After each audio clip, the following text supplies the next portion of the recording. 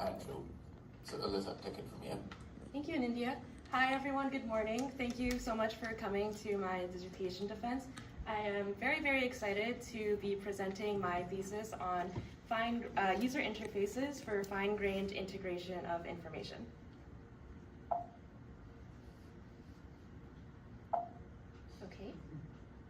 Okay. So knowledge is shared through many different kinds of documents.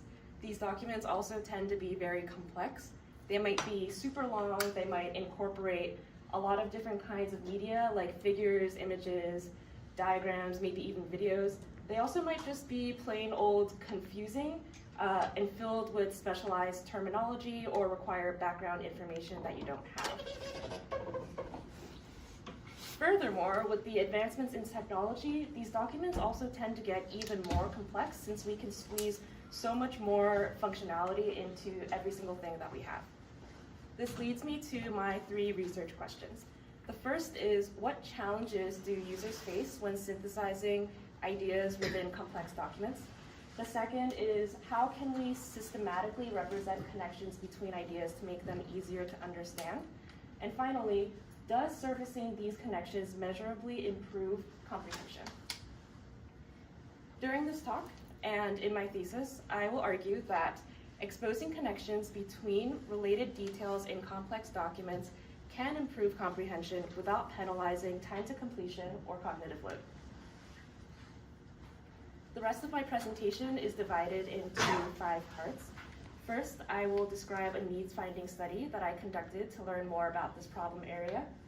Then I will discuss a framework I designed to address those needs, which will then be instantiated in a real-world use case. And finally, I will take us through the evaluation setup and the major findings of that evaluation. The final 2 parts of the presentation are the major areas of work I have done since the proposal. So I am going to review the first parts more quickly and then focus on the second 2 parts at the end. So as I said just now, the first part of the thesis is a needs-finding study.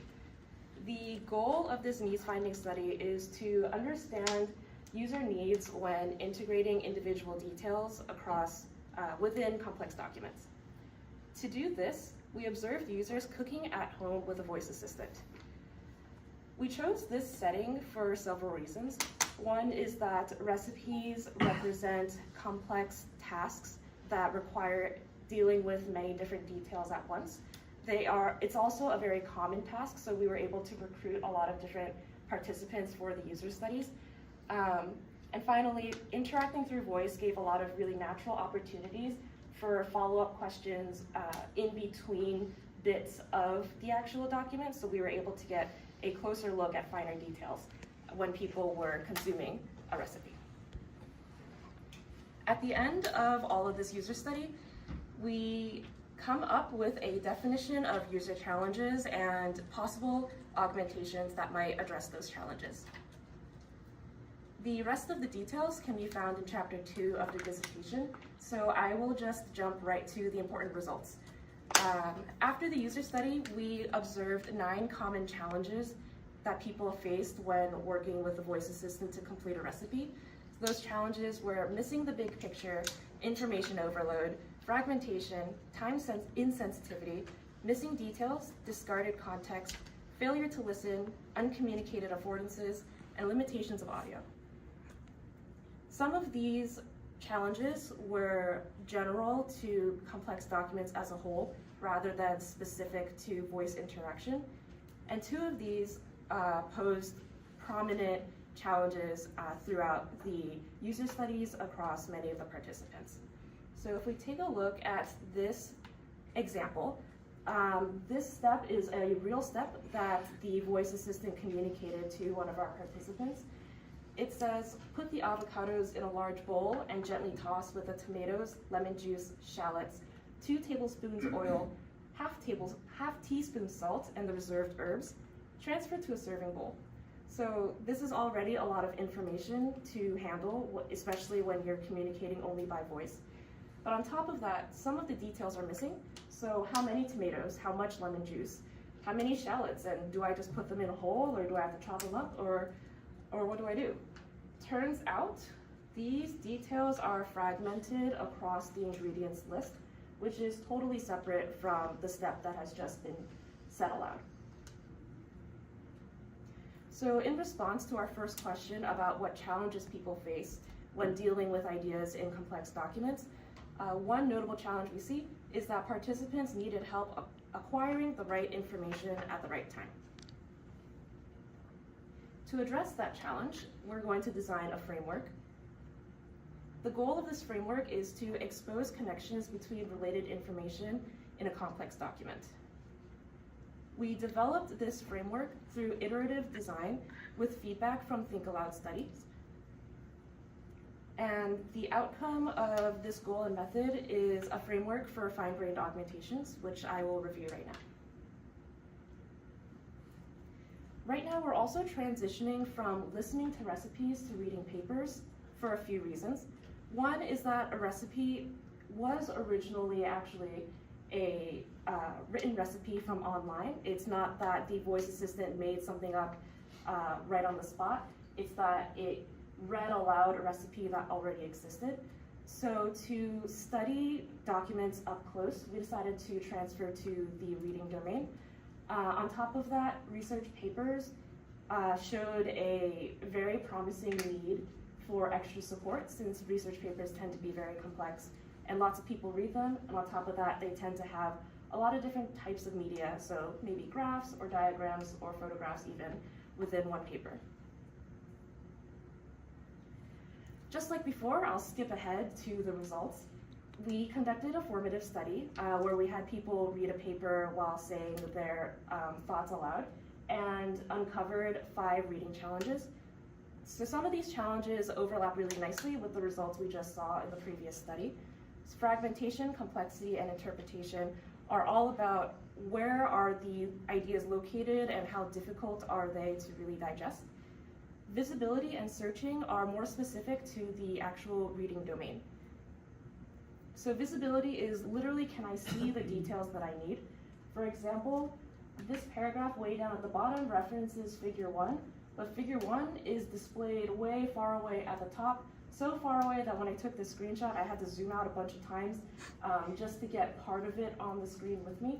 So if you're trying to read the paragraph that references the figure and the figure at the same time, you either have to scroll a bunch, maybe you have to open the same document in another window and show them side by side, or maybe just skip over one of them. So these are some clear challenges when it comes to fragmenting visual details. Another challenge was with searching for specific pieces of information.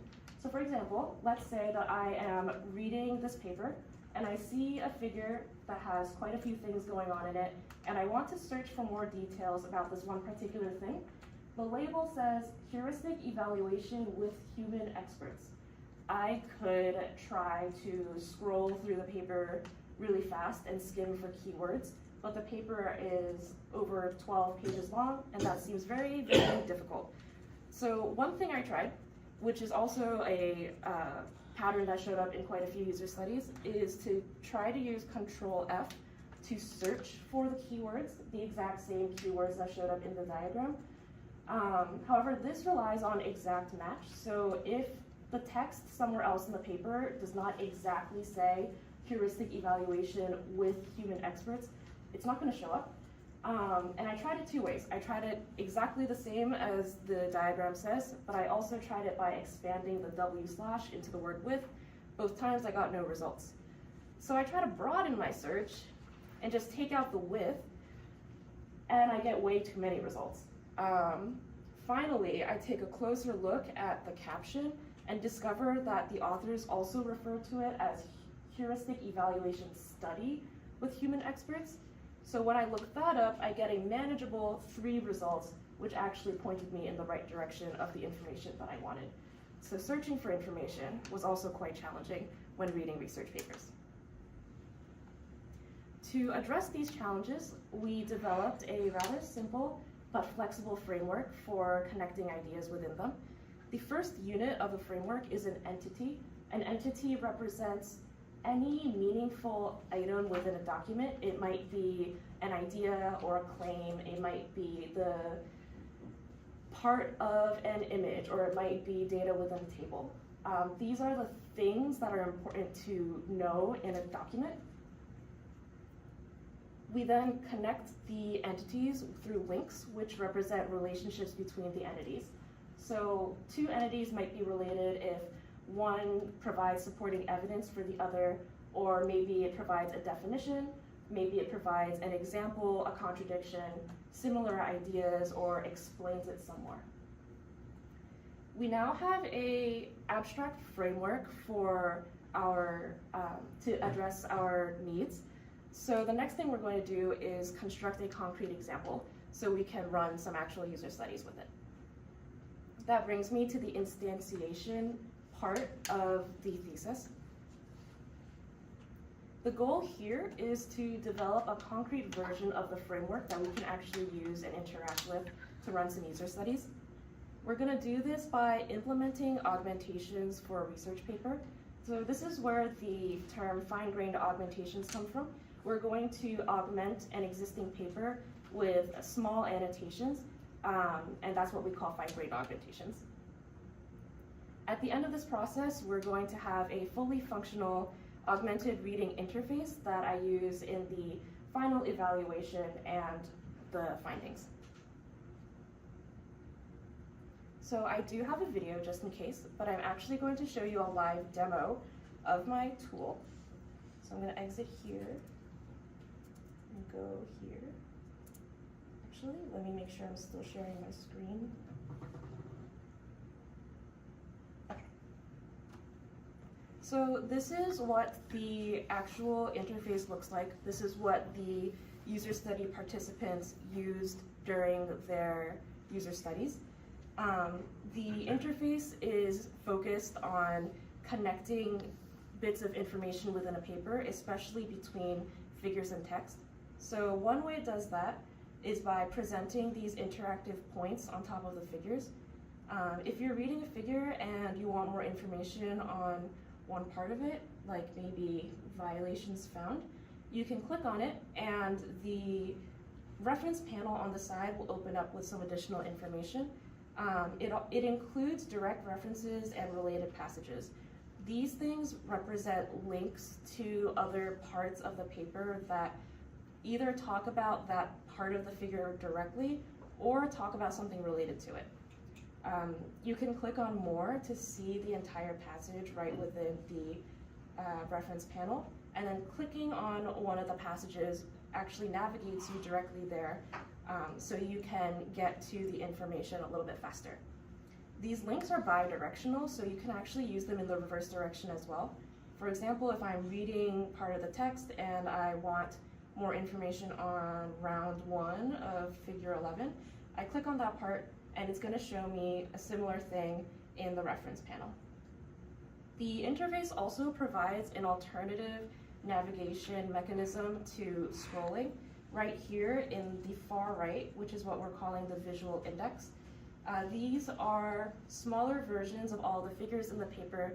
We use them as landmarks within the paper, so you can jump to a particular part of the paper just by clicking on one of these figures. So for example, I'll click on figure 3. Finally, this is more of an open exploration kind of view, but if you wanted a more structured view, you can click on figure scan.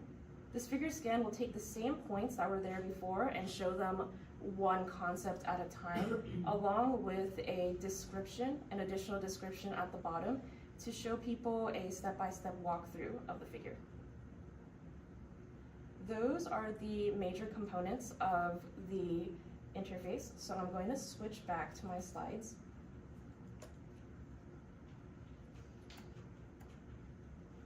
The augmentations in the interface were generated through an AI pipeline.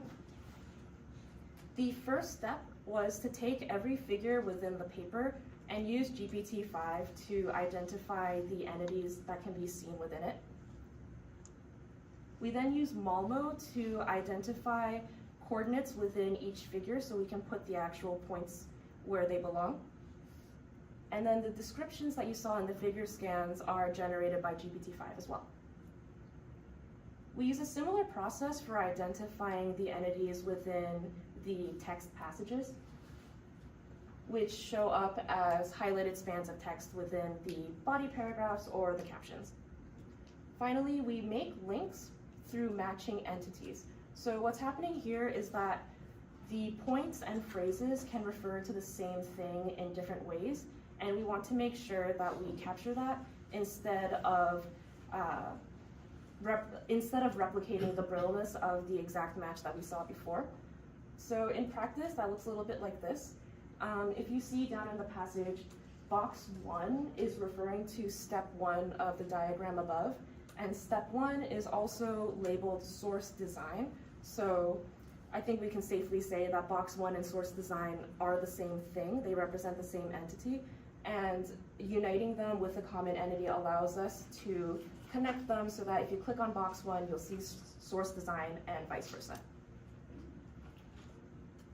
So we ended up with a fully functioning interface that we're going to use for our user studies, which brings us to the answer to question 2. We are representing connections through links between entities, and for papers in particular, we're representing them as points on figures and highlighted text. So now we're at the evaluation section of the thesis. This is also going to be most of the new work since my proposal. The goal here is to see if using this tool actually has any measurable effects on reading outcomes. We're going to measure this by conducting a between subjects study with a reading session and a quiz. And at the end of the evaluation and the analysis, I will argue that the framework leads to gains in accuracy without increase in time or cognitive load. So this is what our study design looks like. It was a between subject study, so half the people used our interface and half the people used a baseline that had no additional features. Everyone read the same paper, which is the same one I just showed you the demo, and completed the same quiz. The reading session and quiz all were in one 25-minute session.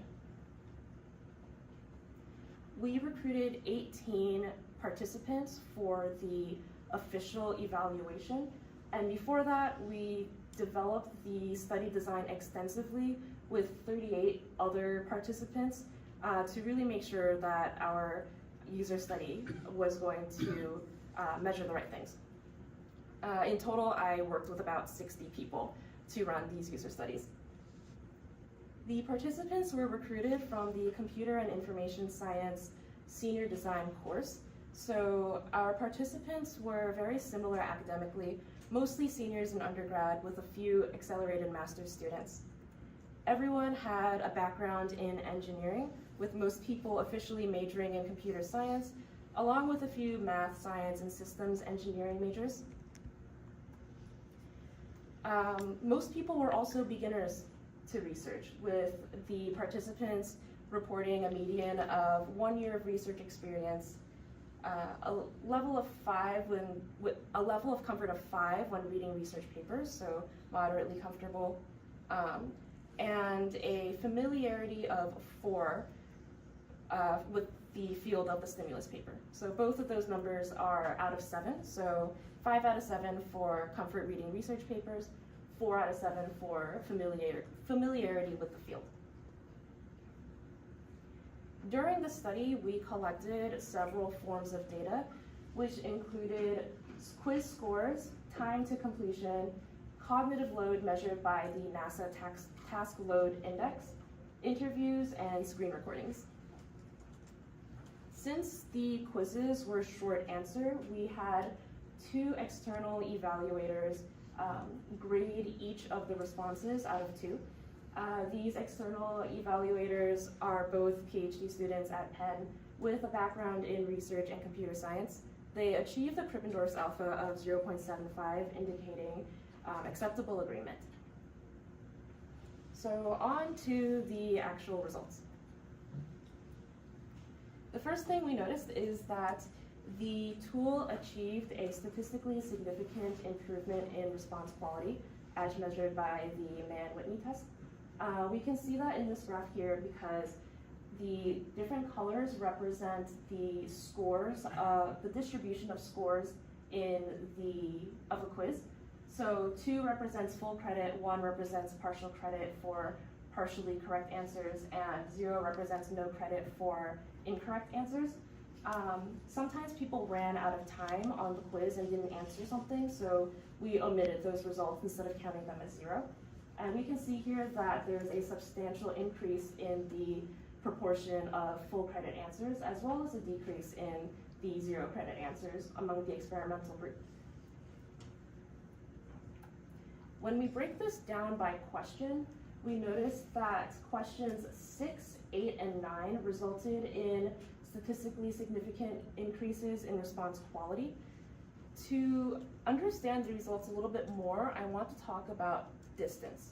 So distance represents how far apart related information was in the paper, and the related information was required to get a full score. For example, in this video here, the question is asking about box A in figure 1. And that's going to be displayed right on the left here. So we found figure 1, and we're going to go find box A inside of the figure. And the information necessary to answer this question completely is actually found right in the caption. So you don't have to go very far to find all the information you need for a fully correct answer. Contrast this with a question that requires more distance. So this question is asking about UID in figure 9, which is right here on the left again. The answer is not in the caption this time. The caption does not mention why UID has a particular rating. The answer is found much further down in another paragraph. So this represents a question that requires longer distance as opposed to shorter distance. When we group the questions by distance, we see statistically significant improvements when the information is 2 paragraphs or 4 paragraphs away, with trending improvement for 3 paragraphs away. We might say then that our tool helps more when information is further away, but this pesky little result way over here seems to contradict our very nice hypothesis. So let's discuss what might be going on here. It might suggest that there is a drop-off in performance when something is too far away, but I actually think that there is more happening in this particular question. So first of all, the question asks about information that's very, very, very, very, very, very, very far away, 62 paragraphs away to be exact, way in the appendix, and also inside of another figure as opposed to within the body paragraphs, which is more common in the other questions. So that may have led to differences in performance. This question was particularly hard across all groups. There was exactly 1 person in the entire set that got this question fully correct according to both annotators. This person used our interface, and we'll see what happens when he's answering this question. At first, this participant is taking a bit of time going back and forth between the quiz and the paper, looking through several items, scrolling through parts of the paper, and then towards the end starts to get a little bit closer. He's looking at one point in this figure, and then finally the point that contains the information right inside of the reference panel. He finally finds it and then writes the correct answer right away. So the point here is that maybe the performance here is not just a matter of distance, maybe it was a matter of some of the other content going on. So we say for now that our framework helped more for moderate distances, and there is an opportunity for future work when it comes to further distances. Despite improvements in response quality, there was no difference in time to completion, so the experimental participants didn't take longer to do better. This is consistent when we break it down by question, just like before, and when we break it down by distance, just like before as well. So we see here that participants using our tool did not need to work longer to do better.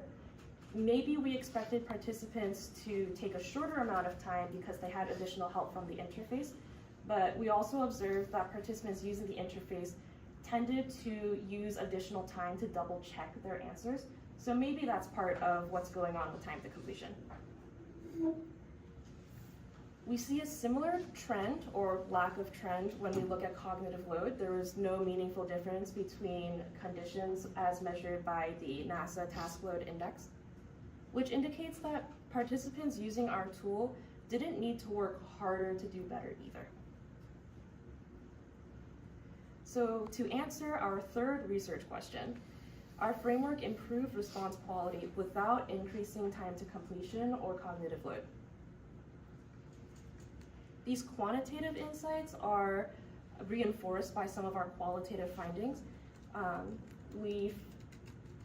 These insights come from analyzing the interviews at the end of each session. So the participants using our interface reported reduced navigational burden. They were able to use the reference panel and the visual index to navigate more fluidly and more quickly through the paper. They said that using the figure points in particular was much easier for searching for information. Some people were concerned about the accuracy of the additional descriptions that were associated with each point. But people who did mention that also said that they felt that they were more engaged with the reading process since they kind of went on a treasure hunt to make sure things were correct. One person even said that it made the experience more memorable. And finally, some participants reported developing a mental map while reading the paper at the same time, which gave them a better idea of how the information was laid out within it. These qualitative findings are also reflected in the ratings that people provided of the various parts of the interview. You'll notice here that the figure points and the reference panel were rated very highly. So it looks like the parts of the interface that were most useful were the ones that were most helpful for consolidating information. And I also think this represents another good opportunity for future work, since there are some other parts of the interface that were rated less useful. So maybe they are less useful, or maybe that means that they could be refined to better support the reading process. In summary, the participants reported a statistically significant higher likelihood of using our interface over the baseline if they were to encounter another similar reading task in the future. I'd like to conclude my presentation with a discussion of some areas of future work that I find really exciting. In my work, I tried really hard to make sure that the outputs of all of the AI generations were correct.